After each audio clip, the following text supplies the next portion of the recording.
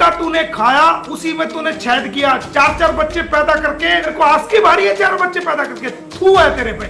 ये मोमिन मलिक ने वादा किया देश की जनता को, पूरी दुनिया को, चाहे मुझे कितना भी बड़ा नुकसान हो जाए, मेरा सवा सत्यानाश हो जाए, कोई प्रॉब्लम नहीं, पर तेरे को अगर खून के आंसू मैंने ना रुला दिया तो मेरा नाम मोमिन मलिक नहीं, मैं भारतीय नहीं। तेरे पिछवाड़े में दम तो है नहीं।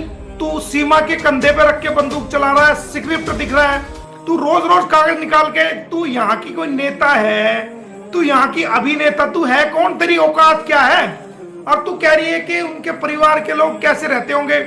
तो मेरे परिवार का एक बच्चा पेशाब कर देगा ना, पेशाब, और उस पेशाब में तू स्नान कर लेगी, तो जो तू नापाक है ना, तो तू पाक हो जाएगी। ऐसे है मेरे परिवार के बच्चे, समझ गई? हमने संस्कार दिए हैं बच्चों को, तेरे की तरह नहीं कि जिसका तूने खाया उसी में तूने छेद किया। चार चार बच्चे पैदा करके तू आस्की, तेरे को आस्की भारी है, चार बच्चे पैदा करके थू है तेरे पे। जिसके तूने चार बच्चे पैदा किए, जिसके घर को बेच दिया, जिसके रिपेयर के 3 लाख रुपए ले आई, सोना चांदी सामान, इवन तूने घर का गिलास भी बेच आई, उसके कपड़े लत्ते बेड सेड जो भी घर का सामान था सब कुछ बेच के आ गई तू। तो तू अपने जैसी लगा रही है क्या हमारे परिवार को? हमारे परिवार के छोटे से बच्चे के पेशाब में जो बाथरूम करता ना, बाथरूम में, वो बाथरूम में तू बाथरूम में लेके मग्गे में तू स्नान भी कर लेगी ना, तो तू पाक हो जाएगी। ऐसे है हमारा परिवार। तू कह रही है कैसे रहता हो परिवार के? हमारे परिवार को पता है ना हम क्या चीज है, तेरी औकात क्या है। लेकिन हमारे परिवार का बच्चा तुझे अपना पेशाब भी नहीं देगा नहाने के लिए, क्योंकि उसको पता है कि हमारे परिवार के बच्चे के पेशाब की इंसल्ट हो जाएगी अगर तू उसमें नहा लेगी तो। इतनी तेरी औकात है, ये तू समझ ले। ये मोमिन मलिक ने वादा किया देश की जनता को, पूरी दुनिया को, चाहे मुझे कितना भी बड़ा नुकसान हो जाए, मेरा सवा सत्यानाश हो जाए, कोई प्रॉब्लम नहीं, पर तेरे को अगर खून के आंसू मैंने ना रुला दिया तो मेरा नाम मोमिन मलिक नहीं, मैं भारतीय नहीं। तेरे को मैंने खून के आंसू ना रुला दिया तो मैं भारतीय नहीं। तू तो देखना एड़िया रगड़ रगड़ के भारतीयों से माफी मांगती फिरेगी। तू हमारे भारत के लोगों को गालियां देती है, हमारे भारत के वकीलों को गालियां देती है, हमारे भारत के समाज को गालियां देती है, हमारे भारत की संस्कृति को गंदा कर रही है, हमारे भारत की बेटियों को गालियां देती है। तेरी औकात क्या है? तेरी कुछ औकात नहीं है। तू सिर्फ एक स्क्रिप्ट पढ़ सकती है। और एपी सिंह सुन बात, सुन भाई बुड्ढे, तू क्या तेरे पिछवाड़े में तो दम नहीं, खुद आके तू लाइव आके बता दे कि मोमिन मलिक की ये कंप्लेंट है, ये कंप्लेंट है। तेरे पिछवाड़े में दम तो है नहीं। तू सीमा के कंधे पे रख के बंदूक चला रहा है, स्क्रिप्ट दिख रहा है।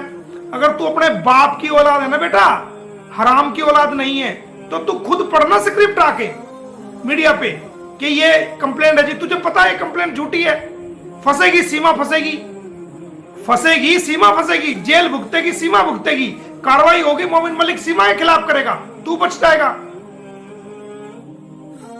तेरे जितनी पेशाब करता हूं ये मैं तुझे बता रहा हूं। तेरा मुकाबला मोमिन मलिक है, मर्दों वाली बात कर। तेरे से तो थर्ड नस्ल के हैं ना, जो थर्ड जेंडर, उनकी भी बहुत इज्जत है। मैं तो तुझे थर्ड नस्ल भी नहीं कह सकता, क्योंकि थर्ड नस्ल के लोग भी बहुत अच्छे होते हैं, बहुत उनकी सोच इंसानों से भी ऊपर होती है, बहुत अच्छे होते हैं। तेरी तो औकात उससे ज्यादा कुछ नहीं है। अब तू बात कर रहा था कि तूने इसको स्क्रिप्ट लिख के दी मोमिन मलिक के खिलाफ, ये वो है।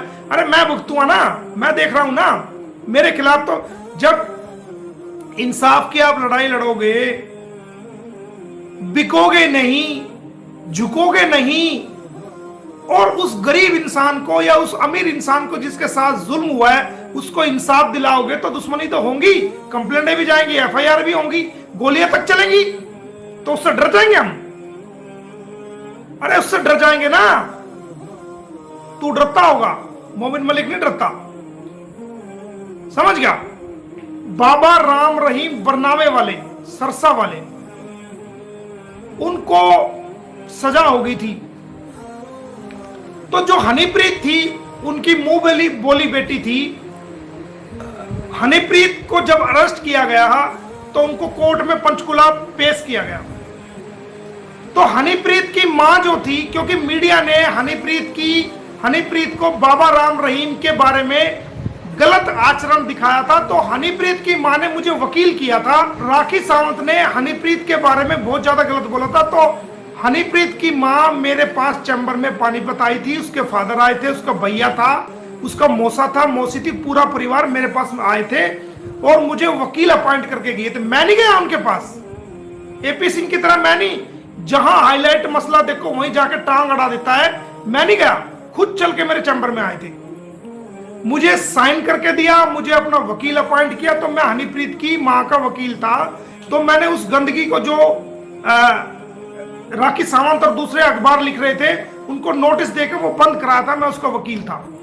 तो जब हनीप्रीत को पकड़ के कोर्ट में पंचकुला पेश किया गया तो ये जनाब वहां पर पहुंचे और कहने लगे, कोर्ट में खचाखच कोर्ट भर रही थी और जो जज साहब थे वो जज साहब हमारे पानीपत पहले पोस्टिंग रह के गए थे, तो उसके बाद वहां पोस्टिंग थी, तो मुझे बाई नेम भी जानते थे क्योंकि हम रोज पे कोर्ट में पेश होते थे। कह रहे मलिक साहब पीछे क्यों आगे आ जाओ। तो मैंने कहा सर, कह रहा आप ही हो इसके, मैंने सर मैं भी हूं, मैं इनकी मदर का वकील हूं। कह रहा ठीक है। तो एपी सिंह कहने लगा जी मैं हनीप्रीत का वकील हूं, हनीप्रीत का। तो जो डेरे के वकील थे उन्होंने विरोध किया कि सर हनीप्रीत का ये वकील नहीं है, हनीप्रीत के वकील हम हैं, डेरे के वकील है, डेरा मैनेजमेंट के वकील है। तो हनीप्रीत से जब पूछा गया कि क्या एपी सिंह आपके वकील हैं, तो हनीप्रीत ने स्पष्ट रूप से जवाब दिया, नहीं सर मैं तो इनको जानती नहीं, ये कौन है, मैं इनका वकील, मेरे कोई वकील नहीं है। इतनी बेइज्जती कोर्ट में हुई इस बंदे की, इतनी बेइज्जती हुई, मतलब कोई और इंसान होता ना तो मैं कहता हूं शर्म के मारे वो कभी ना मीडिया के सामने आता ना दुनिया के सामने आता। लेकिन पता नहीं किस मिट्टी का बेशरम बना हुआ है कि इतनी बेइज्जती खाने के बाद भी नहीं मानना। और ये कहता ना मोमिन मलिक के खिलाफ बार काउंसिल में दिए, ये आप देखो हनीप्रीत ने खुद जब ये नहीं माना तो हनीप्रीत ने खुद इसके खिलाफ बार काउंसिल में कंप्लेंट दी थी और इसने पैर पकड़ के माफी मांग के अपने पंडा छुटाया था।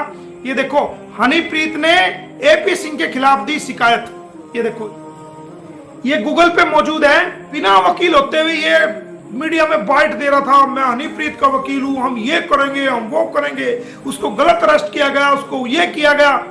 तो हनीप्रीत ने इसके मुंह पे थप्पड़ मारा, थूका, पहले तो हाथ पे थूका, फिर इसके मुंह पे ऐसा मारा तमाचा खींच के, एपी सिंह के इसका चश्मा दूर पड़ा जाके और इसकी नाक बाहर आ गई, सिनक बाहर आ गया इसका। ये हनीप्रीत द्वारा, ये आप कोई भी गूगल करके देख सकता है। अब इसने नीट के ऊपर बयान दिया, क्या लग रहा है भाई, तू एमपी है भारत का, तू एमएलए, तू तो जिला अध्यक्ष भी नहीं है, कौन है, तेरे पास क्या पद है देश का, ये बता, कौन सा सरकारी पद है, कौन सा तू एमएलए है, मंत्री है, क्या चीज है तू, गवर्नर है तू देश का, तू क्या लग रहा है। मतलब जहां हाईलाइट मामले होंगे वहां ये टांग फंसाएगा ही फंसाएगा, क्योंकि इंसान रोटी के बगैर रह सकता है, ये बंदा पब्लिसिटी के बगैर रह ही नहीं सकता। इसको पब्लिसिटी का कीड़ा है, पब्लिसिटी इसकी खुराक है। जब तक ये चैनलों पे ना आ जाए, यूट्यूब पे ना आ जाए, जब तक ये जो है इसको हाईलाइट ना हो जाए, मीडिया में अपना नाम ना सुन ले, इसकी टॉयलेट भी नहीं उतरती। हनीप्रीत ने कितना कोर्ट में जलील किया, इसकी बार काउंसिल में कंप्लेंट दी कि ये मेरे से बगैर पूछे बयान दे रहा, मेरा कोई वकील नहीं है। हमने भी तेरे बारे में बढ़िया तो कंप्लेंट भेजी, उस पर भी कार्रवाई होगी, चिंता मत कर। तुझे ये तो देखना चाहिए था कि मोमिन मलिक पे अटैक करा रहा है बार काउंसिल के, भाई कंप्लेंट दे दी है, कंप्लेंट चल रही है, रवि भान की फला की फला की। अरे मेरे खिलाफ तो सोच लेगी, बदमाश हूं मैं तो, और बता, गुंडा हूं मैं तो, मवाली हूं, तू मेरे से क्या ले, तुझे रिश्ता करना है क्या, अबे तुझे रिश्ता करना है क्या, मेरे खानदान में तुझे रिश्ता करना है, तेरा तो रिश्ता भी नहीं ले हम। और सीमा तेरे जैसी गंदी को तो हम अपने जो नौकर है ना, उनके नौकर के जो जूतियां हैं उनके भी रिश्ते के काबिल नहीं समझते। तुझे हमारे से क्या लेना, हम तो गुंडे भी हैं, मदमाश भी है, मवाली भी है, सब कुछ है हमारे अंदर तो। और बता, हमने रेप तो नहीं किया किसी का, हमने किसी की लड़की को भगाया तो नहीं, हमने किसी के पीठ में छुरा तो नहीं गोपा। तू है कौन, ये इसकी हकीकत है।